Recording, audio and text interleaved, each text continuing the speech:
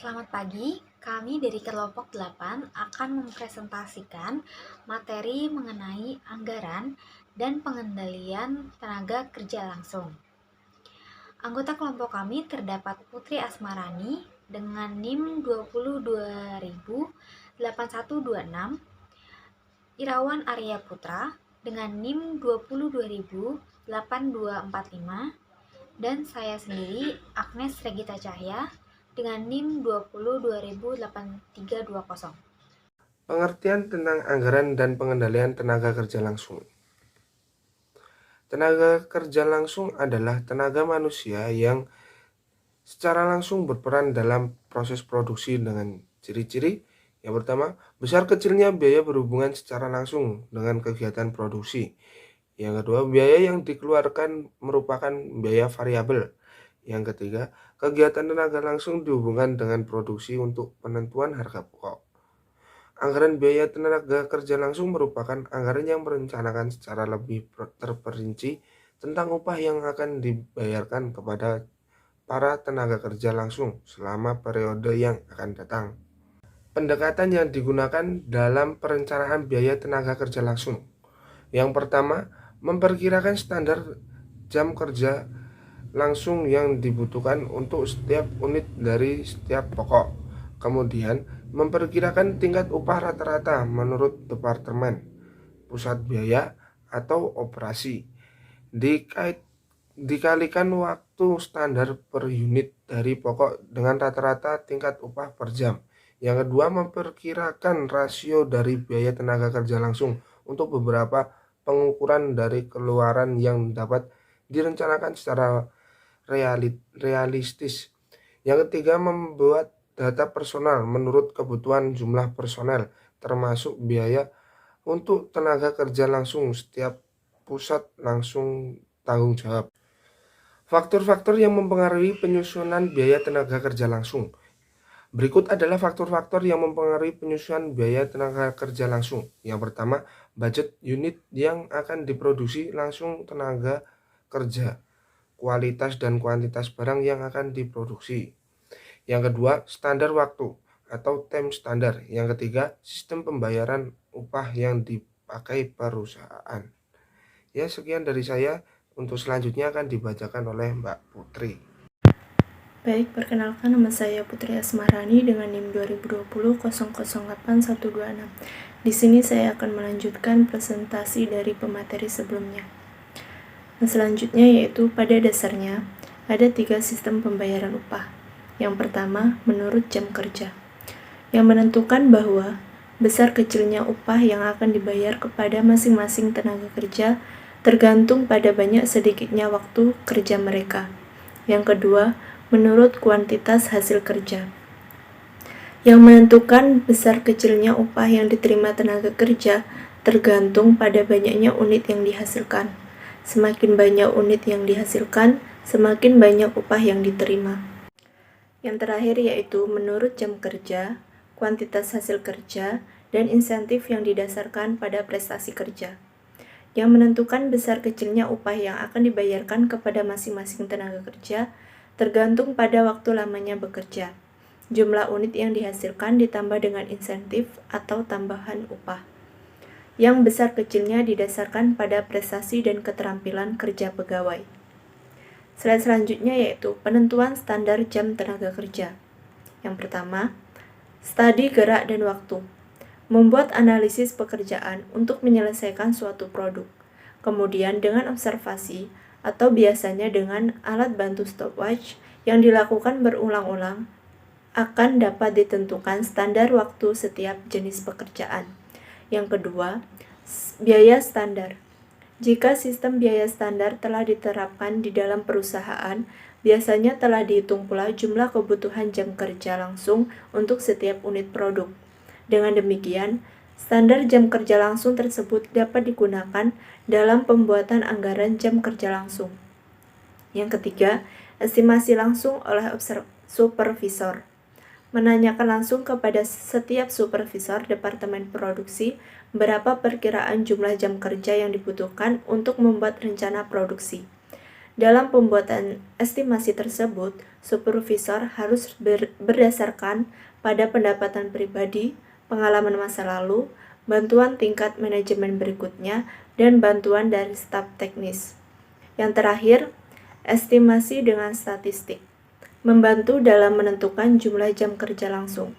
Rasio antara jam kerja langsung dengan jumlah output dihitung dan kemudian disesuaikan dengan rencana perubahan dalam departemen yang bersangkutan. Metode ini sangat tergantung pada ketepatan pencatatan dan kesamaan proses produksi dari periode ke periode. Metode ini mempunyai kelemahan, yaitu bahwa inefisiensi yang terjadi pada masa lalu akan terbawa ke masa yang akan datang. Slide selanjutnya yaitu perencanaan dan pengendalian biaya tenaga kerja langsung. Yang pertama, kebutuhan personel. Membuat data personel menurut kebutuhan jumlah personel, termasuk biaya untuk tenaga kerja langsung setiap tanggung jawab. Yang kedua, penerimaan tenaga kerja. Memperkirakan rasio dan biaya tenaga kerja langsung untuk beberapa pengukuran dari keluaran yang dapat direncanakan secara realistis. Yang ketiga, pelatihan. Bagian yang digunakan untuk melakukan perencanaan guna menghasilkan produk.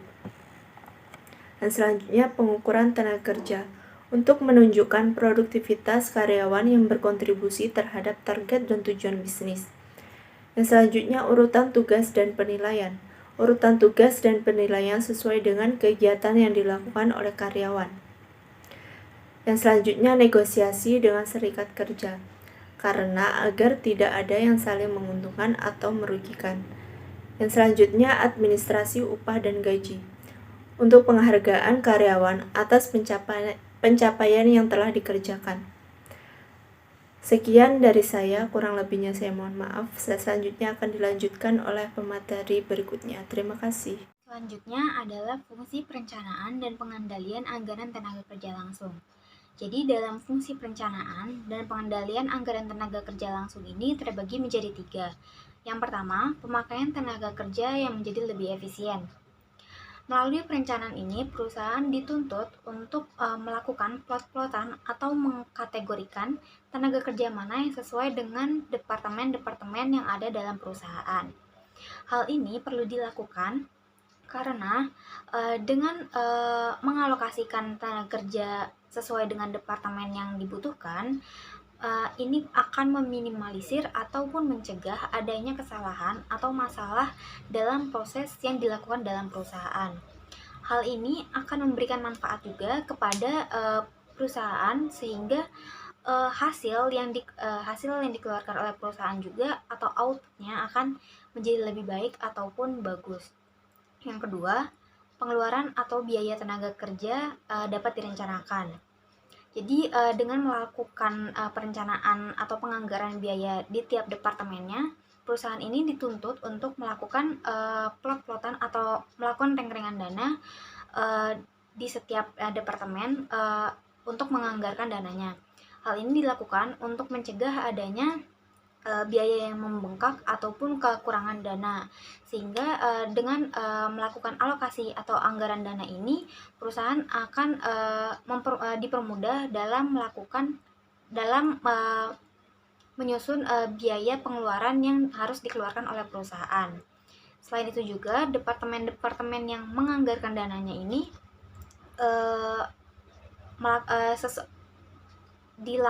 dilakukan itu sesuai dengan kebutuhan mereka. Jadi kalau bisa itu tidak lebih atau tidak kurang. Mereka juga harus melakukan survei untuk mematokkan harga yang diperlukan di setiap departemennya. Lalu yang ketiga, harga pokok barang yang dihitung. Jadi pasti di tiap tahun itu perusahaan akan mencatat harga pokok tiap barang dari departemen-departemen dan dikumpulkan menjadi sebuah catatan. Nah, hal ini juga akan berpengaruh kepada tahun-tahun selanjutnya, sehingga tahun-tahun selanjutnya ini mampu melis data atau mencatat data-data harga pokok tiap barangnya untuk menghindari adanya biaya yang membengkak ataupun adanya kekurangan dana. Selanjutnya adalah jenis anggaran tenaga kerja langsung dan persiapan penyusunan anggaran tenaga kerja. Nah, apabila memungkinkan, anggaran tenaga kerja langsung itu alangkah baiknya dibagi menjadi dua, yaitu anggaran jam tenaga kerja langsung dan anggaran biaya tenaga kerja langsung. Dilihat dari perbedaannya, di antara kedua itu perbedaannya hanya pada bagian jam dan biaya. Anggaran jam itu berarti menghitungkan tiap waktu yang dilakukannya, yang anggaran biaya itu memperhitungkan masalah keuangan ataupun biaya pengeluarannya. Jadi, yang pertama pada anggaran jam tenaga kerja langsung. Nah, anggaran ini tuh harus mencantumkan beberapa hal-hal berikut. Yang pertama, jenis barang yang dihasilkan perusahaan. Jadi perusahaan itu harus melakukan list-list atau catatan pada setiap output yang dikeluarkan di setiap departemen atau produksinya. Lalu yang kedua, bagian-bagian yang terlibat dalam proses produksi. Jadi misalkan bagian-bagian yang terlibat itu dari departemen mana aja, terus suppliernya dari mana aja, terus tenaga kerjanya apa aja, terus job disk yang dilakukan sama departemen itu apa aja. Jadi semua pihak-pihak atau bagian-bagian yang terlibat dalam proses produksi. Lalu yang ketiga, jumlah jam tenaga kerja langsung yang diperlukan untuk memproduksi tiap jenis barang. Jadi jumlah jam yang diperlukan itu kira-kira berapa? Nah, ini tuh perlu diperhitungkan juga kan sama perusahaan untuk mencapai target yang diinginkan oleh perusahaan.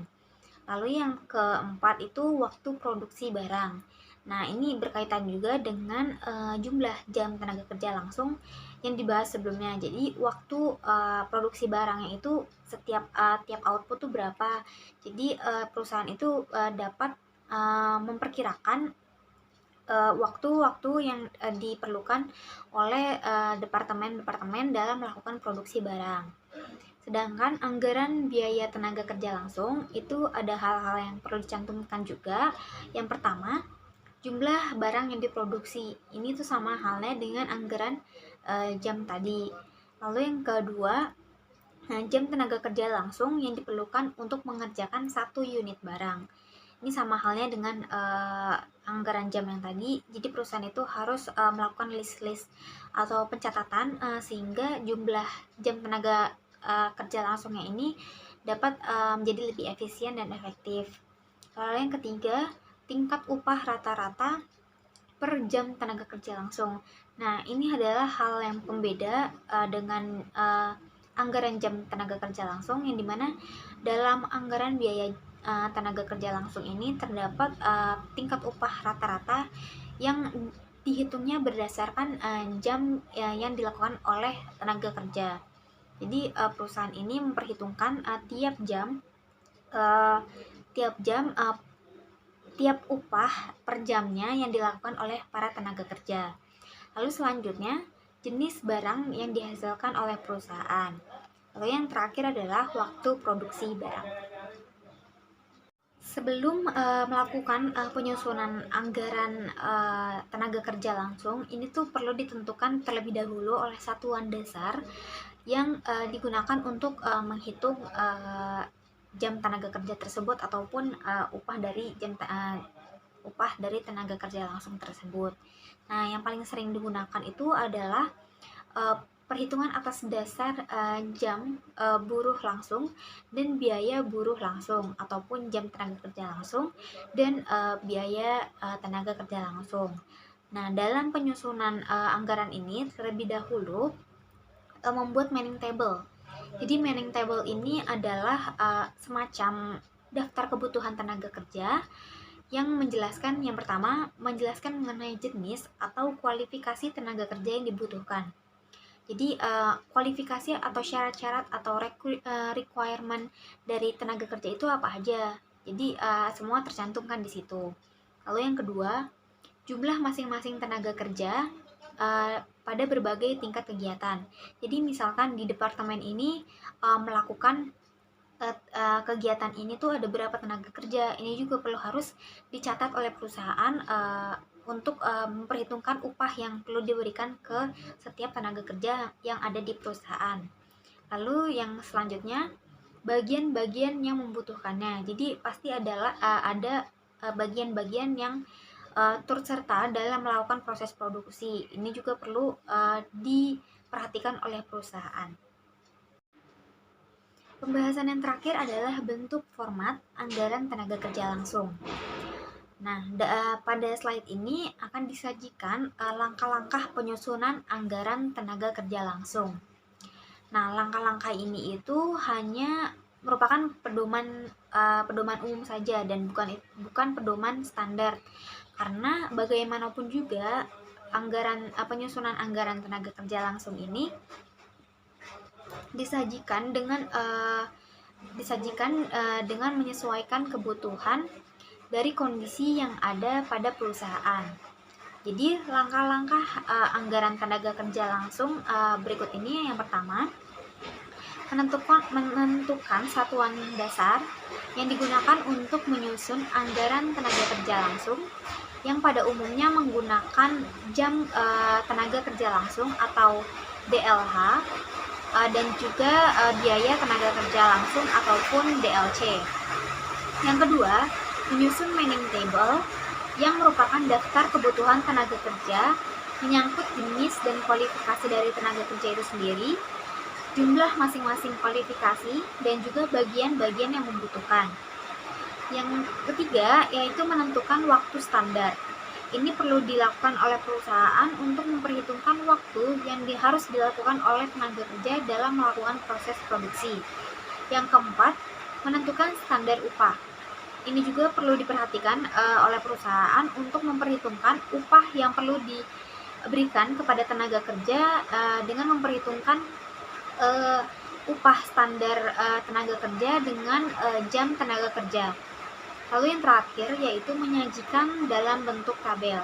Yang ini untuk mempermudah dalam membaca data-data